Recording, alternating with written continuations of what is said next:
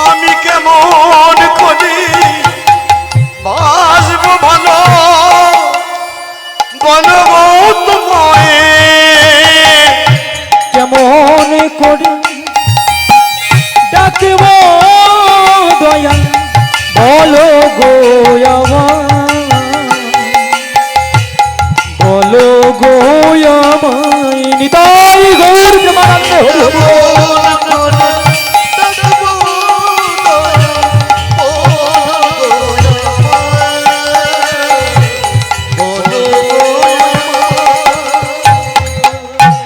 ওগো তুমি নাকি দয়াল ঠাকুর সবার দয়া করো দিন জনে আমি পতিত রইলাম পড়ে কৃপা করো গো আমারে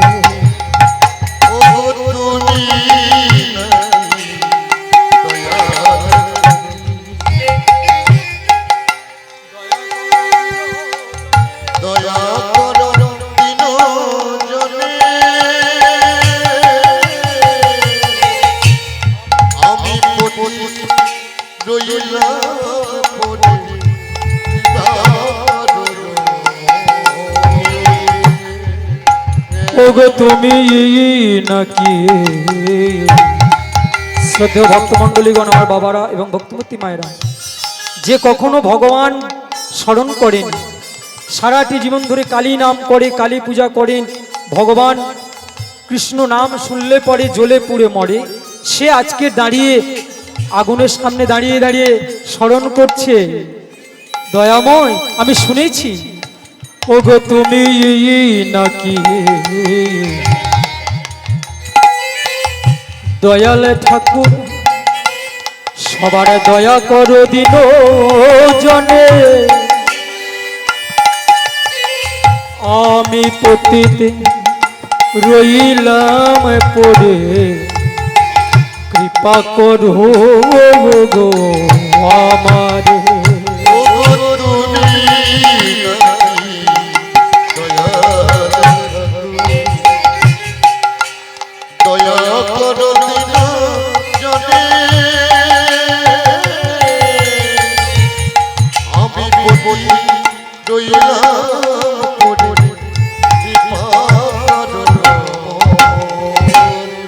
আমি সবার মাঝে থাকব এতদিন যে কথা বলেনি মুখে আজকে সেই কথা বলে উঠল তোমায় ভালোবাসবো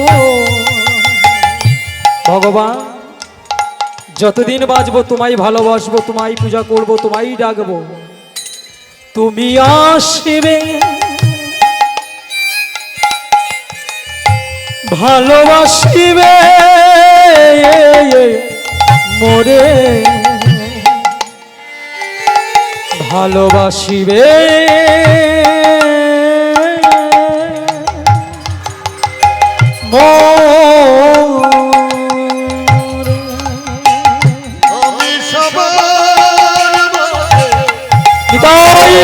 হরি হরি বল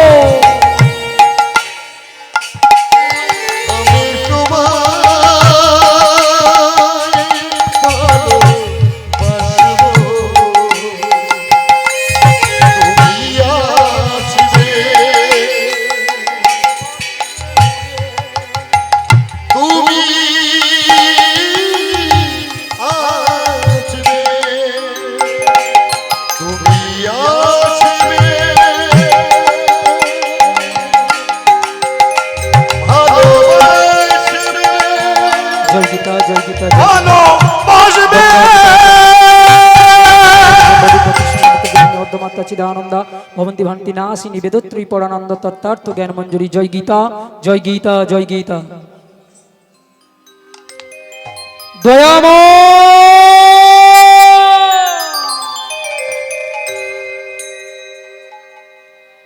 ভগবানকে স্মরণ করে যেই না আগুনের মধ্যে ঝাঁপ দিতে যাবে দৈববাণী হলো উপর থেকে দৈববাণী, মহারাজ না, দেহে রয়েছে তোমার মাতৃত্ব অভিশাপ। মায়ের কাছে থেকে অভিশাপ পেয়ে তুমি আমার নামকে স্মরণ করে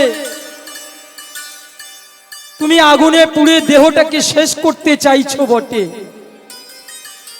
কিন্তু তুমি জানো না সর্বসাপে বা সাপানাং প্রতিঘাতস্তু বিদ্যতে নতু মাত্রাভিশপ্তানাঙ্কে চিন্মক্ষ ভবে দিও। সর্বসাপের প্রতিকার আছে গো, মাতৃত্ব অভিশাপের প্রতিকার না। শাম্ব পুরাণে কথাটা প্রকাশিত হয়েছিল। সূর্য স্ত্রী সংজ্ঞা তার দেহ থেকে ছায়া নির্মাণ করে রেখে দিয়ে যখন চলে গেছিল, সেই সময়ে সংজ্ঞা পুত্র যম যমুনা ভাই বোন এরা দেখলো ছায়া মাকে চিনতে ভুল করেছে, মাতৃত্ব স্নেহ ভালোবাসা একটু কম দেখে মাকে চিনতে ভুল করে একদিন যমরাজ পদ উত্তোলন করে বলেছিল, তোমার মতো মাকে মা বলে ডাকতে ঘৃণা করি। শাম্ব পুরাণের কথা বাবা। যখন এমন কথা বলেছিল, সেদিনে ছায়া দেবী অভিশাপ দিয়েছিল, ছি, যে মুখে তুমি আমাকে মা বলে ডাকো সেই মুখে তুমি এত বড় কথা বললে, তুমি পদ উত্তোলন করেছো, আমি তোমাকে অভিশাপ দিলাম এই ব্যবহারের জন্য। যে পদ তুমি উত্তোলন করেছো আজকে থেকে তোমার পদস্খলন হয়ে যায়। দেখবেন যমরাজের যত ছবি আছে পায়ে কাটা, পদস্খলন হয়ে গেল। সেদিনে সূর্যদেবের চরণে এসে যমরাজ পড়েছিল, আছে পিতামহ, আমি মায়ের কাছে এমন অপরাধ করেছি, সেই কারণে মা আমাকে অভিশাপ দিয়েছে। সেদিনে সূর্যদেব এই কথাটা বলেছিলেন, শাম্ব পুরাণে প্রকাশিত। সর্বসাপে বৌ সাপানাং প্রতিঘাতস্তু বিদ্যতে নতু মাত্রাভিশপ্তানা কেচিন্মক্ষ ভবে দিহ। ওরে কি করেছিস তুই? সর্বসাপের প্রতিকার আছে, কিন্তু মাতৃত্ব অভিশাপের প্রতিকার না। যে মা 10 মাস 10 দিন গর্ভে ধারণ করে 32টা নারীর বন্ধন থেকে পৃথিবীর আলো দেখাই রে, সেই মায়ের কাছে অপরাধ করেছিস। আজকে সেই মায়ের অভিশাপ নিয়ে জ্বলন্ত আগুনে আমার নামকে স্মরণ করে তুই মরতে চাস না, মৃত্যু হবে না। যেই দৈববাণী হলো, মহারাজ চমকে উঠলেন মহারাজ বৃষদর্পী। কে কে আমাকে এমন করে পশ্চাৎ থেকে বাধা সৃষ্টি করলো? অনিলে অনলে প্রত্যুষে প্রভাসে জলে জঙ্গলে সর্বত্রই আমার প্রকাশ। আমাকে দেখতে পাবে না, সর্বত্রই আমি আছি। করজোড়ে কেঁদে কেঁদে বলে উঠলেন, দয়াময়, তবে কি আমার এই অপরাধ থেকে মুক্তির কোনো পথ নাই? এই অপরাধ থেকে আমি কি মুক্তি পেতে পারবো না? মায়ের কাছে অপরাধ করেছি, আমায় কৃপা করে চরণ দান করুন, আমাকে কৃপা করে রক্ষা করুন। মাতৃত্ব অভিশাপ যখন নিজে স্বীকার করলো, অপরাধ স্বীকার করলো, পুনর্দৈববাণী হয়ে বলল, আছে, মুক্তির একটা উপায় আছে তো। যা, এখান থেকে আরো কিছু দূরে চলে যাও। সেখানে গিয়ে বনের মধ্যে একটা বড় বট বৃক্ষ, আর সেই বৃক্ষ ডালে দুটো পাখি বসে আছে। পাখি দুটোকে ধরে তাদের শুদ্ধ মাংস যদি তুমি ভক্ষণ করতে পারো, তাহলে তোমার এই ব্যাধি থেকে তুমি সারা জীবনের মতো মুক্তি পেয়ে যাবে।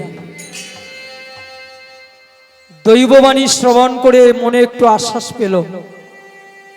মনে আশ্বাস পেয়ে মহারাজ বৃষদর্পী এক পা করে চলল ওই গভীর জঙ্গলে। আর ওই গভীর জঙ্গলে গিয়ে দেখছে সম্মুখে একটা বড় বট বৃক্ষ। ওই তো বট বৃক্ষ। এখন হয়েছে কি মা, বট বৃক্ষের ডালেতে ছিল একটা বাসা, বাসার মধ্যে দুটো পাখি ছিল, কপত আর কপতি। যারা হলো পরম বৈষ্ণব আর বৈষ্ণবী, বাসার মধ্যে কয়েকটি বাচ্চাও আছে, তাদের মুখে আহার দিচ্ছে, আর আহার দিয়ে বাসা থেকে বেরিয়ে গাছের ডালেতে বসে আছে। হঠাৎ বসে থাকতে থাকতে পরম বৈষ্ণব কপত আর কপতির মধ্যে ইচ্ছা জেগেছে। পরম বৈষ্ণব কপত কপতিকে প্রশ্ন করছে, প্রশ্ন উত্তরের লড়াই হচ্ছে। কপতি, ও কপতি, এসো, বাচ্চাগুলো তো বাসায় আছে, আমরা একটু গাছের ডালেতে বসে বসে মনের কথা কই। পরম বৈষ্ণব ডেকে কপতিকে বলছেন, কপতি কহ কপতি, কপতি কহ কপতি, কপতি কহ কপতি। ও মায়েরা, যেই পরম বৈষ্ণব কপত বৈষ্ণব বৈষ্ণবীকে প্রশ্ন করছেন, কপতি কহ কপতি, কপতি কহ কপতি, কপতি কহ কপতি, কপতি কহ কপতি। ও মায়েরা, তার মানে কি বলতে চাইছি গো মায়েরা? স্বামী তার স্ত্রীকে প্রশ্ন করছেন, বলো না ও কপতি, বলো বলো বলো, সতী নারীর কটি পতি, হরি হরি বল, সতী নারীর কটি পতি, সতী নারীর কটিপতি, এ জগতে যারাই সতী, সতী নারীর কটি পতি।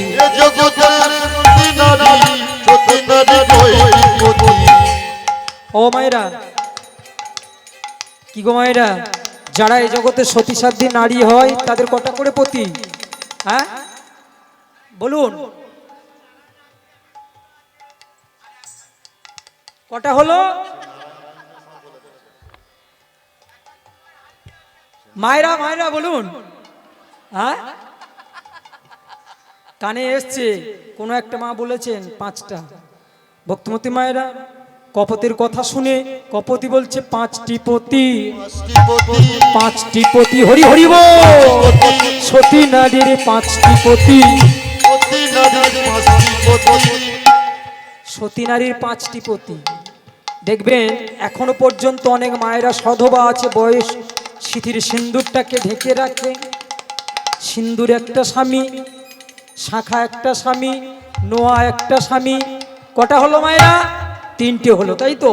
হ্যাঁ, আর একটা আছে ঘরেতে স্বামী, 4টে হলো। আর একটা আছে জগতের স্বামী, 5টি স্বামী। উলুধ্বনি মায়েরা, 5টি স্বামী, 5টি স্বামী, সতী নারীর 5টি পতি, সতী নারীর 5টি পতি, এ জগতে যারাই সতী, সতী নারীর 5টি পতি। এ জগতে যারাই সতী, সতী নারীর 5টি পতি। বাবা বাবা।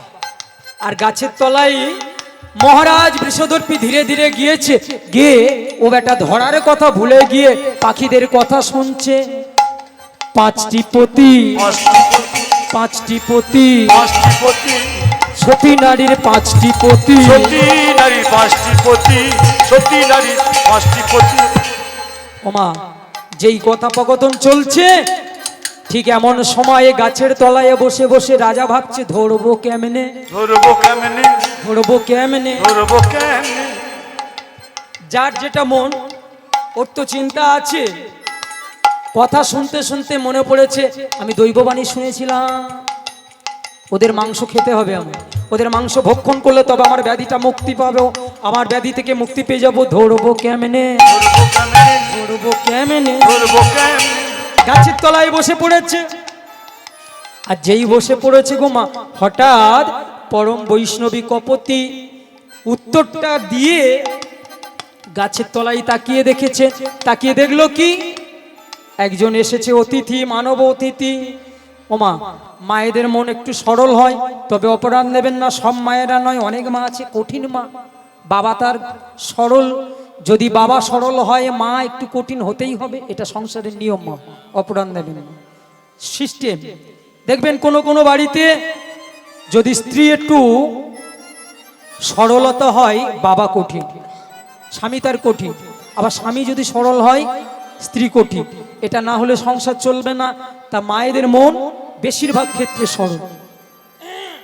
হঠাৎ লক্ষ্য পড়েছে গাছের তলায় কে যেন একটা অতিথি এসে গেছে। বলছে, ও স্বামী দেখো, অতিথি আইলে দাঁড়ে। নিতাই গৌর হরি হরি বল। গুরু সবা কাঁদে,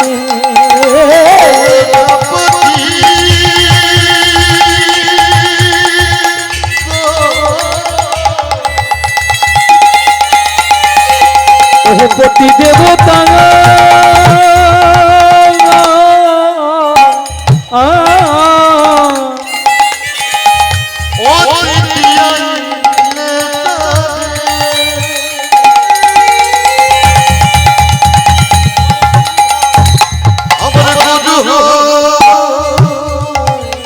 সবা কাঁদে, অতিথি আইলে দাঁড়ে।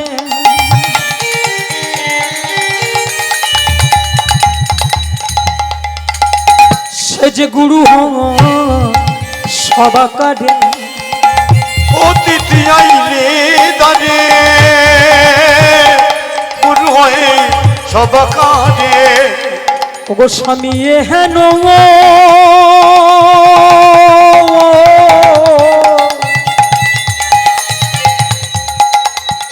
শাস্ত্রের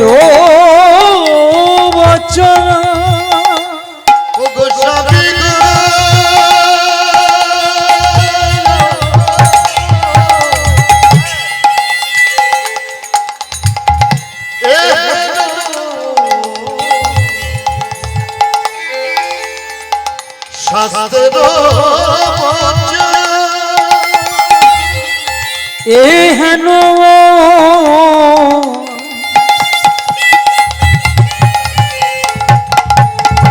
আহা শাস্ত্রের বচন, হেন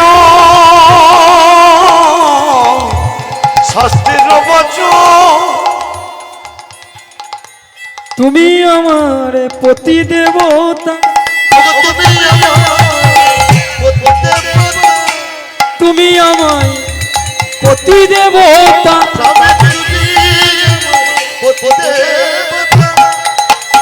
যে দেখো ওই গাছের তলা,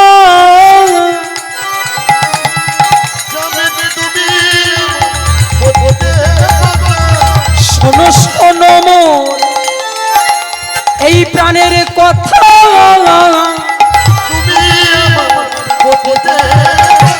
শোনো ওই আমার এই মনের কথা। ওগো শোনো ওই আমার মনের কথা, শোনো আমার মনের কথা,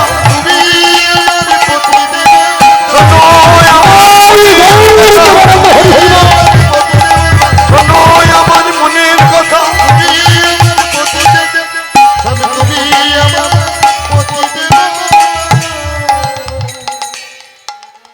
এহেন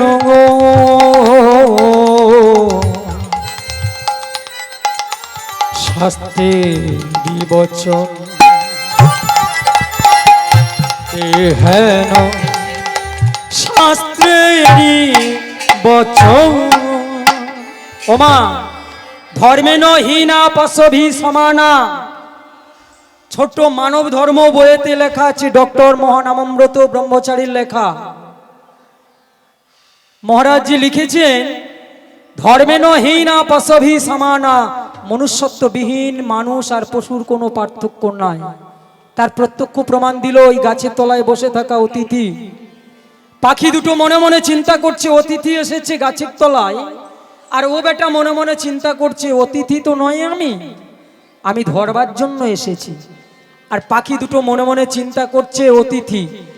সরল মনটা দেখুন কেমন মা পরম বৈষ্ণবী কপতি, পরম বৈষ্ণবী কপতি পাখিটা বলে উঠল, স্বামী চলো না, ওনাকে দেখে মনে হয় বড় ক্ষুধার্ত, আমরা কিছু সেবা দেব। পরম বৈষ্ণব বলছে, মানব অতিথিকে আমরা কি দিয়ে সেবা দেব? বলো হোক না মানব অতিথি, আমরা পক্ষী জাতি, আমরা পক্ষীকুল, আমরা কি দেবো ওকে? অন্ন ব্যঞ্জন কোথায় পাবো? বললো নাই বা পাই অন্ন, চলো না বনে থেকে ফল আনি। দুজনে মিলে ফল আর চয়ন করতে চলে গেল। ও মায়েরা, বনে থেকে গিয়ে গাছে থেকে ভালো ভালো ফল কিছু ঠোঁটেতে যতটা পেরেছে এনেছে। ফলগুলো নিয়ে আনন্দ করতে করতে উঠতে উঠতে এসে বলছে, অতিথির কাছে দাঁড়িয়েছে সেবা দেওয়ার জন্য। ফলগুলো কাছে রেখে বলল, হে মানব অতিথি, হে মানবীয় অতিথি, লহ লহ সেবা, তুমি লহ লহ সেবা। ভক্তমণ্ডলীগণ, বাবারা, ভক্তমতী মায়েরা, তুমি যেই বলল তুমি ফল সেবা লও, মহারাজ বিশ্বদর্পী ফলগুলো না নিয়ে দুটো হাতে দুজনকে ধরে ফেললো। আর যেই দুজনকে ধরলো, পরম বৈষ্ণব কপদ বলে উঠল, কপতি, তোমাকে নিষেধ করেছিলাম ও মানব অতিথি ফল সেবা করে না, অন্য কোথায় পাবো দেখো। যেই দুজনকে ধরেছে, সঙ্গে সঙ্গে পাখিদের ক্রন্দন, পাখিদের কান্না, পাখিদের কান্নার ভাষায় প্রকাশ পেল, কপতি কাঁদিছে কেউ। নিতাই গৌর প্রেমানন্দ, হরি হরি বল।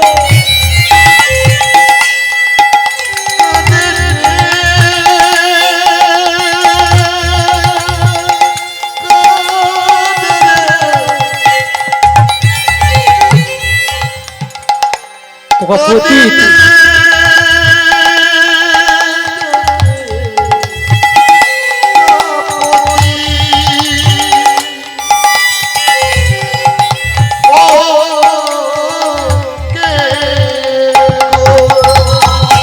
এবারে কপতি কাঁদিছে কেউ,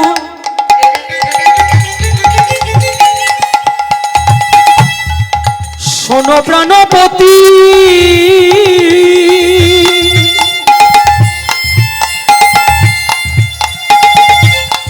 দানবে দেখিয়া আমি ভেবেছি অতি,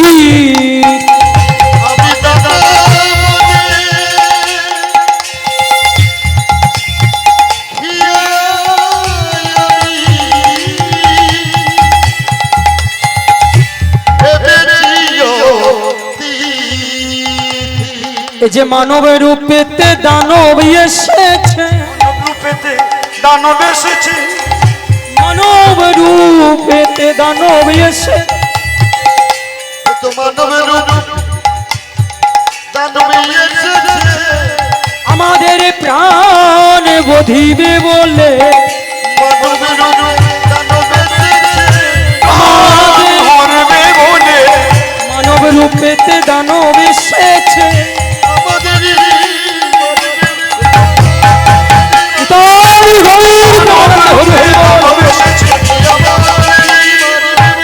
মানব রূপে দানব এসেছে।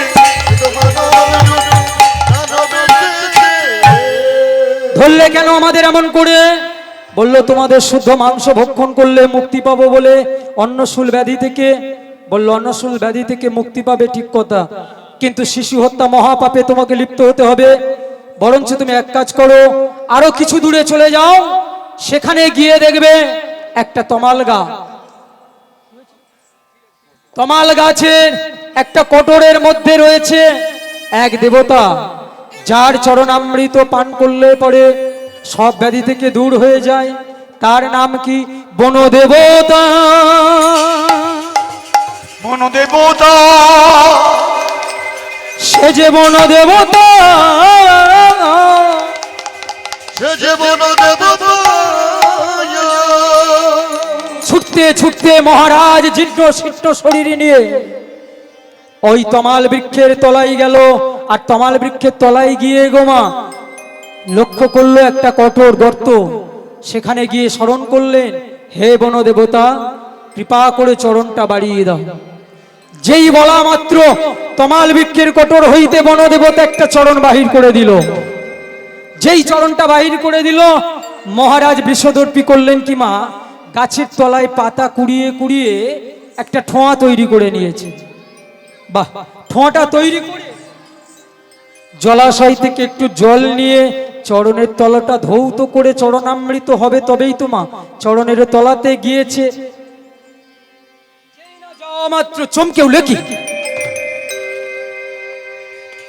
হে বন দেবতা, এই চরণটা লুকিয়ে নিয়ে আর একটা চরণ কৃপা করে বাহির করে দাও। চরণ বাহির করে দাও। ও মায়েরা, যেই বলা বনদেবতা চরণটা লুকিয়ে নিয়েছে, দ্বিতীয় চরণটা দিয়ে দিয়েছে। আর যেই দ্বিতীয় চরণ দিয়েছে, সঙ্গে সঙ্গে দেখছে কি পচা মাংস, রক্তপুঞ্জ রসে ভরা। ধীরে ধীরে যেই দাঁড়িয়েছে, পচা মাংস এক টুকরো সঙ্গে সঙ্গে জলের মতো পড়ে গেল। যেই চতুরাজা ফেলে দিতে গেল, গলে গেছে। ঘৃণাতে শিহুরে উঠল, ব্যাধি হয়েছে বলে আজকের এই পান করতে হবে। ঘরে গেল গোমা, ঘরে গিয়ে যতন করে রেখে দিয়েছে। যতন করে যেই রেখে দিল, বড় রানী, মেজ রানী, ছোট রানী, তিন রানী মিলে করলেন কি, মহারাজ চলে গেল স্নান করতে। জেনে নিয়েছে এই চরণামৃত পান করলে কি হয়, বলে সর্বব্যাধি মুক্তি হয়। ওমা, কার না ইচ্ছে হবে যদি চরণামৃত পান করা যায়, ব্যাধিটা মুক্তি পেয়ে যাবে। সেই কথা চিন্তা করতে করতে ঘাটেতে দাঁড়িয়ে চিন্তা করছে, মহারাজ থিতিয়ে যাবে, ঘনটা পড়ে যাবে নিচে, জলটা থিতিয়ে উঠবে। চোখটা বন্ধ করে, নাকটা বন্ধ করে এক বিন্দু পান করে নেব, ভিতরে গেলেই ব্যাধি মুক্তি। হরিবোল হরিবোল। সেই চিন্তা করে ওখানে দাঁড়িয়ে রয়েছে। আর এদিকে বড় রানী জেনে নিয়েছে, পান যদি করি তাহলে কোনো ব্যাধি থাকবে না, শিরাপিরাই ভুগছে। ওমা, বড় রানী কথা চিন্তা করতে করতে ওই চরণামৃত, থিতিয়ে যাওয়া চরণামৃত একটু ঢেলে নিয়ে যেই না করিল যে পান, যেই না যে করিলে জোপান। মেজরানী আড়ি পেতেছিল, দিদি ও দিদি, ও দিদি, কি যেন খাচ্ছিলে এক্ষুনি, কি যেন এক্ষুনি সেবা করলে, আমার একটু দাও না, আমার একটু দাও না, আমার একটু দাও না, আমার একটু দাও না, আমার ব্যাধি সারে যদি, আমার একটু দাও না, আমার সাথে যদি, আমার একটু দাও না। শোন মেজো, আমি তোকে দেব, আর কাউকে বলবি না। যেই একটু চরণামৃত মেজরানীর হাতে দিয়েছে, ছোট রানী কোথায় ছিল, দিদি আমার একটু দাও না, আমার একটু দাও না, আমার একটু দাও না। আমার একটু দাও না। বড় রানী, মেজরানী, ছোট রানী মিলে, তিন রানী মিলে চরণামৃত থিতিয়ে যাওয়া সব হরিবোল করে দিয়েছে। আর রাজা ওদিকে ভাবছে, থিতিয়ে যাচ্ছে, থিতিয়ে যাচ্ছে, জল উপরে উঠবে। উঠেছিল মা, সত্যি সত্যি হয়েছিল। তিন রানী মিলে সব সেরে দিয়েছে, ব্যাধির জ্বালা মেটাবে বলে। আর ওই কিছুক্ষণ পরে রাজা এসে বড় রানীকে ডাকছে, কেউ জানে না, তুমি আমার চরণামৃতটা দাও। যেই বলেছে, যার দেখে করি ভয় তার সঙ্গে দেখা হয়। ওমা, সেই ঘন মাংস পিণ্ডটা অবশেষে পড়ে আছে। ওই চরণামৃতের পাত্রটা মাথায় করে নিয়ে মহারাজ বলে উঠল, হে বন দেবতা, হে বনদেব, এই চরণামৃত আমি পান করলাম না, তুমি আমার মাথায় থাকো। তুমি আমার মাথায় থাকো। সঙ্গে সঙ্গে দৈববাণী হলো, দৈববাণী হলো, যে চরণামৃত পান করব বলে চরণামৃত পান করলি না, চরণামৃত পাত্র মাথাতে ধারণ করেছিস, এই অপরাধের জন্য আজ থেকে তোর মাথায় কালান্তক বিষ সৃজন হবে, সর্পজনিতে জন্মগ্রহণ হবে, নাম হবে তোর কালীয় নাম। ভক্তিমতী মায়েরা, ভক্তমণ্ডলীগণ সেই জন্য আশ্রয় দিল তাকে কোথায়, বৃন্দাবনের কালী রহে।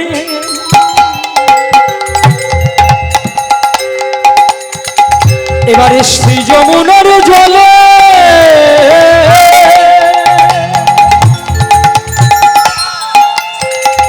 শত নারী লইয়া বাস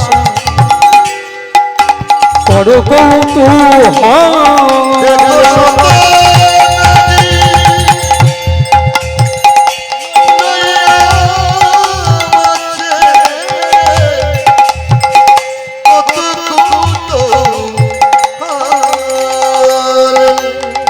বৃন্দাবনের কালী দহে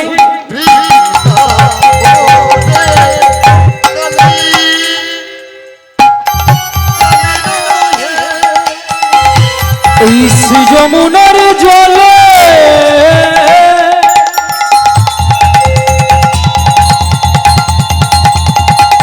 এবার শত নারী লইয়া বাস করো কৌতূহলে এবার শত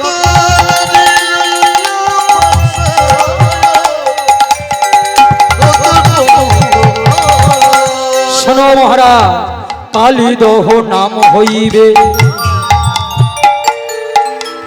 তোমার লাগিয়া তোমার কালী দহে নামে হইবে তোমার লাগিয়া কালিদহ নাম হইবে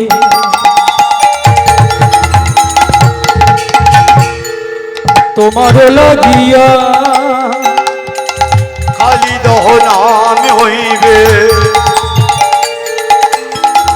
তোমার লাগিয়া কৃষ্ণ রূপে উদ্ধারিব শিরে পদ দিয়া উলু ধরে মায়েরা কৃষ্ণ রূপে উদ্ধারিব শিরে পদ দিয়া আমি কৃষ্ণ রূপে উদ্ধারিব শিরে পদ দিয়া আমি কৃষ্ণ রূপে উদ্ধারিব শিরে পদ দিয়া তো সেদিনই দেখা পাবে সবাই সেদিন দেখা পাবি সদাই সেদিনই দেখা পাবে সবাই সেদিন পাবে সবাই মধুময়ী মধুর বৃন্দাবনে সেদিন দেখা পাবে সবাই মধুময়ী মধুরী বৃন্দাবন সেদিন দেখা পাবে সবাই নাম নামের মিলন হবে সেদিন দেখা পাবে সবাই নাম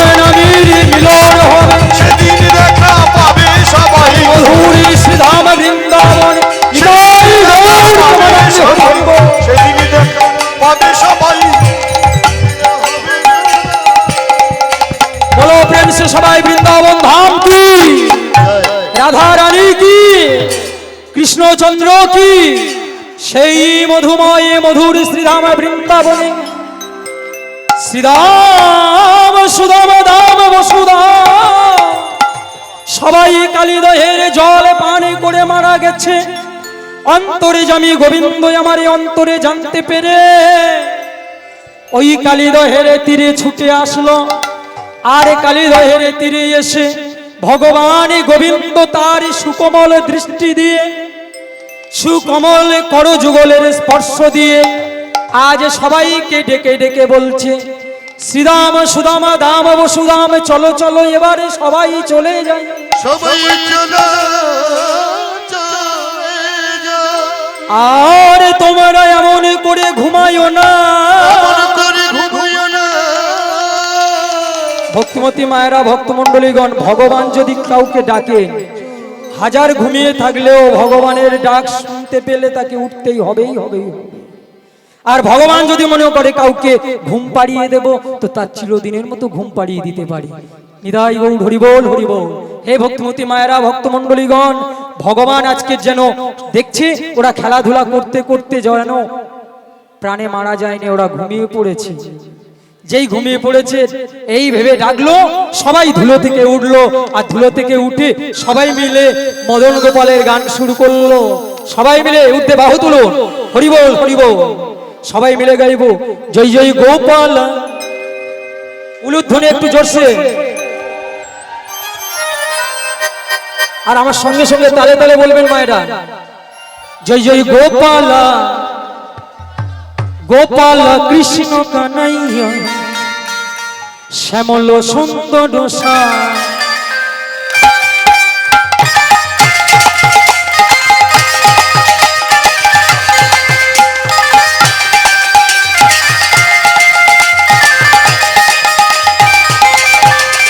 জয় জয় গোপাল গোপাল জয় জয় গোপাল কৃষ্ণ কানাইয়া শ্যামল সুন্দর গোপাল গোপাল জয় গোপাল কৃষ্ণ কানাইয়া শ্যামল সুন্দর সা জয় জয় গোপাল জয় জয় গোপাল কৃষ্ণ কানাইয়া সুন্দর তুমি রাস বিহারী বংশীধারী রাস বিহারী বংশীধারী রাস বিহারী বংশীধারী রাস বিহারী বংশীধারী। না না না, কি হয়েছে? কি মধ্যাহ্নে ভোজন হয়নি নাকি মায়েরা? নাকি কথাটা বড় কঠিন? হ্যাঁ এত ভক্ত এই হাততালি। হ্যাঁ? সবাই মিলে বলুন। আপনারা ভাবছেন ওরা সুরে বলছে আমরা অসুর, না, সুর সবাই আছে, সবার মধ্যে সুর আছে। দেখবেন অভ্যাস করতে করতে আপনারাও সুরের মানুষ হয়ে যাবেন। হরিনাম কারে টান মারবেন, শট খাবেন। সবাই মিলে বলুন, করতালি দি, 1 2 3 4।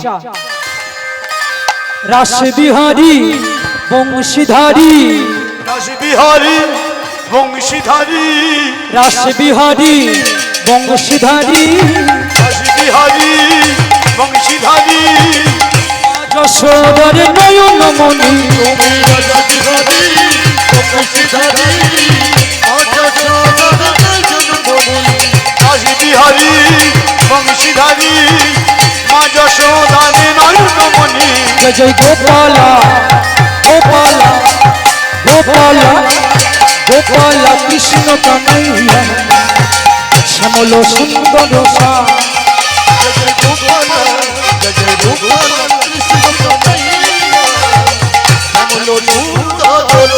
बोलो राधा रानी की, श्याम सुंदर की, वृंदावन धाम की।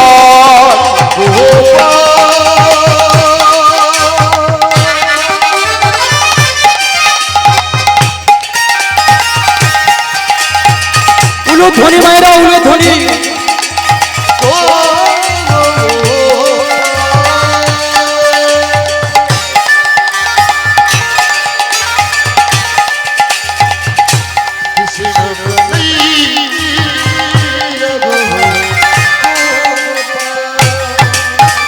ব্রজের গোপাল ব্রজের দোলা, তুমি ব্রজের গোপাল মা যশোদার নয়ন ভিড়া।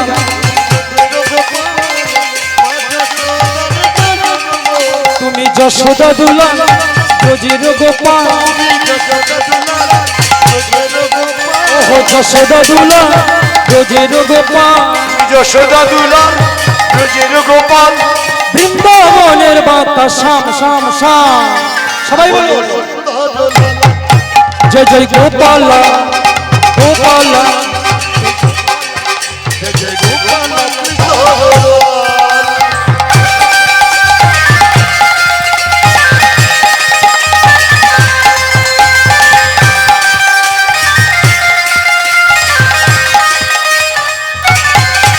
তুমি যশোদা দুলাল ব্রজের গোপাল, যশোদা দুলাল ব্রজের গোপাল। ও যশোদা দুলাল ব্রজের রাখাল। যশোদা দুলাল ব্রজের রাখাল। বৃন্দাবনের বাতা শ্যাম শ্যাম শ্যাম শ্যামল সুন্দর শ্যাম। জয় জয় গোপাল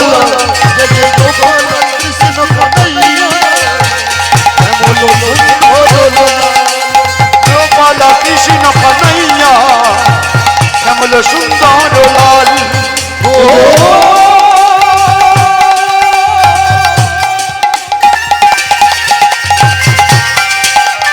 কৃষ্ণ গোপাল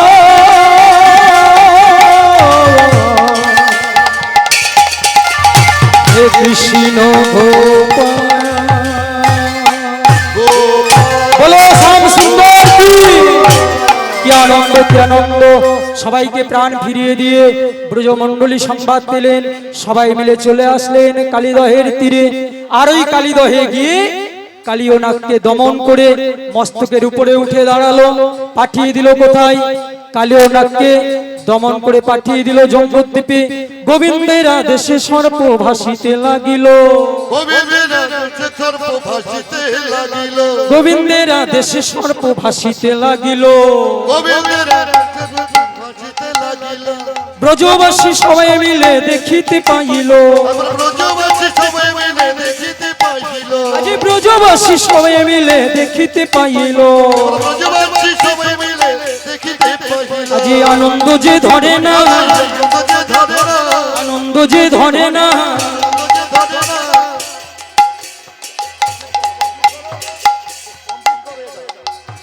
শ্রদ্ধেয় ভাগবত ভক্তমণ্ডলীগণ চারিধারতে ব্রজমণ্ডলী সবাই দেখলেন ভগবানকে স্তুতি করলেন, সবাই মিলে বললেন হে গোবিন্দ আমরা যুগল রূপে দর্শন করতে চাই। যেই না বলা সবাই মিলে দর্শন করলেন বৃন্দাবনের মাটিতে। ও ও ও ও ও ব্রজেন্দ্র নন্দন কানাইয়া যশোমতি নন্দলাল